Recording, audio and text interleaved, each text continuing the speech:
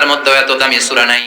যে দামি সূরাটা আল্লাহ আমাকে দান করেছে ওই দামি সূরাটা হলো, সবাই পড়েন, আলহামদুলিল্লাহি রাব্বিল আলামিন আর রহমানির রহিম মালিকি ইয়াউমিদ্দিন ইয়্যাকা না'বুদু ওয়া ইয়্যাকা নাস্তাঈন اهدنا الصراط المستقيم صراط الذين أنعمت عليهم غير المغضوب عليهم ولا الضالين চিল্লায়ে পড়েন আমিন। এই সূরাটা এত দামি সূরা, এই সূরার মতো সূরা কোন আসমানি কিতাবের মধ্যে আল্লাহ নাযিল করে। এই সূরাটা মাত্র 7টা আয়াত নিয়ে গঠিত। সবাই বলেন কয়টা আয়াত? মুখস্থ আছে না? মাত্র 7টা আয়াত। এই সূরাটা অনেকটা অভিনন্দন পত্রের মতো, ওয়েলকামিং লেটার। কি লেটার? ওয়েলকামিং লেটার, মানপত্র, অভিনন্দন পত্রের মতো। অনেক সময় আমাদের এলাকায় এমপি মন্ত্রীরা আসে না প্রধান অতিথি হয়ে, তখন আমরা মানপত্র দেই, অভিনন্দন পত্র দেই, ঠিক কিনা? অভিনন্দন পত্রে কমসে কম 3টা অংশ থাকতে হয়। চিৎকার করে বলেন কয়টা? 3টা। প্রথমে থাকতে হয় প্রশংসা। কথা কন।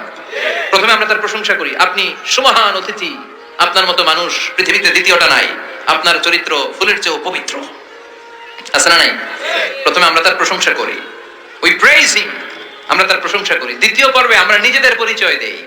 আমরা এই হাই স্কুলের কমিটি, আমাদের একটা একাডেমিক ভবন লাগবে, আমরা এই মসজিদের কমিটি, আমরা এই মাহফিলের কমিটি, আমি সভাপতি, উনি সেক্রেটারি, উনি ক্যাশিয়ার, আমাদের পরিচয়টা আমরা দেই। তৃতীয় পর্বে আমাদের দাবি দেওয়া শুরু করি। শুরুতে কি দাবি দেওয়া আরম্ভ করা যায়? এটা দাও, এটা দাও, দিতে হবে, না দিলে মানি না, মানবো না। প্রথমে যদি বলেন মানি না, মানবো না, খবর আছে না নাই? তারপরে নিজেদের পরিচয় পেশ করতে হয়, তারপরে দাবি দেওয়া পেশ করতে হয়। সূরাতুল ফাতিহাটা হুবহু এরকম একটা অভিনন্দন পত্রের মতো। 7টা আয়াতের প্রথম 3 আয়াতে কেমন করে আমরা আল্লাহর প্রশংসা করব, আল্লাহর গুণকীর্তন করব, আল্লাহ সেটা শিখাইয়া দিলেন। সুবহানাল্লাহ নাই? চতুর্থ আয়াতে কেমন করে আমরা আমাদের নিজেদের পরিচয়টা আল্লাহর কাছে পেশ করব সেটা আল্লাহ শিখাই দিলেন। এরপরে আমাদের দাবি দেওয়া আল্লাহর কাছে আমরা কেমন করে পেশ করব ওইটাও আল্লাহ শিখাই দিলেন। তাহলে প্রথম 3টা আয়াতে আল্লাহ তাআলার প্রশংসা কেমন করে করতে হয় আল্লাহ শিখালেন। চতুর্থ আয়াতে কেমন করে আমাদের পরিচয়টুকু আল্লাহর কাছে পেশ করব আল্লাহ সেটাও শিখাই দিলেন। শেষের 3টা আয়াতে কি দাবি দেওয়া আমাদের পেশ করা দরকার, আমাদের চেয়ে ভালো জানে কে? কেউ যেটা জানে না জানে কে? আমরা আমাদেরকে যত ভালোবাসি, আমাদেরকে আমাদের চাইতেও বেশি ভালোবাসে কে? সুবহানাল্লাহ, বাড়ি দিকে কই।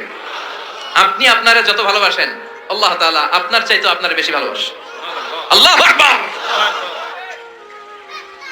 প্রথম 3 আয়াতে প্রশংসা বাণী, চতুর্থ আয়াতে নিজেদের পরিচয়, পঞ্চম, ষষ্ঠ এবং সপ্তম আয়াতে কেমন করে দাবি দেওয়া পেশ করব সব শিখায়া দিলেন কে? এই সূরাতুল ফাতিহা এটা কিন্তু আল্লাহর সাথে আমাদের কনভারসেশন বুঝেন তো? কথোপকথন, ডায়ালগ। আমরা তো গড়গড় করে পড়ে শুধু সামনে আগাই, আসলে পড়াটা এমন নয়। সূরাতুল ফাতিহা যখন পড়ি এই 7টা আয়াত পড়ার সাথে সাথে আল্লাহ তাআলা আমাদের সাথে কথা বলেন। আমরা যখন বলি আলহামদুলিল্লাহি রাব্বিল আলামিন তখন আল্লাহ আমাদের সাথে কথা বলেন। আমরা যখন বলি আর রহমানির রহিম তখনও তিনি কথা বলেন। তার মানে প্রতিটা বাক্যের উত্তর আল্লাহর পক্ষ থেকে আছে না নাই? আমরা যখন পড়ি আলহামদুলিল্লাহি রাব্বিল আলামিন আল্লাহ ফেরেশতাদের ডেকে বলে হামিদানি আবদি, নজর করে দেখ আমার বান্দা আমার প্রশংসা শুরু করে দিয়েছে। আল্লাহু আকবার। তোদেরকে বলেছিলাম ইন্নী জাইলুন ফিল আরদি খলিফা, আমি দুনিয়ার বুকে মানুষ বানাবো। তোরা বলেছিলি মানুষ বানিয়ে লাভ নাই, আমরাই তো ভালো। কেন আপনি মানুষ বানাবেন? মানুষ দুনিয়াতে মারামারি করবে, কাটাকাটি করবে, রক্তপাত করবে, কিলাকিলি করবে, হরতাল দিবে। হরতাল আছে না নাই? কিলাকিলি আছে না নাই? গদিলে টানাটানি আছে না নাই? মানুষ তো রক্তপাত করবে।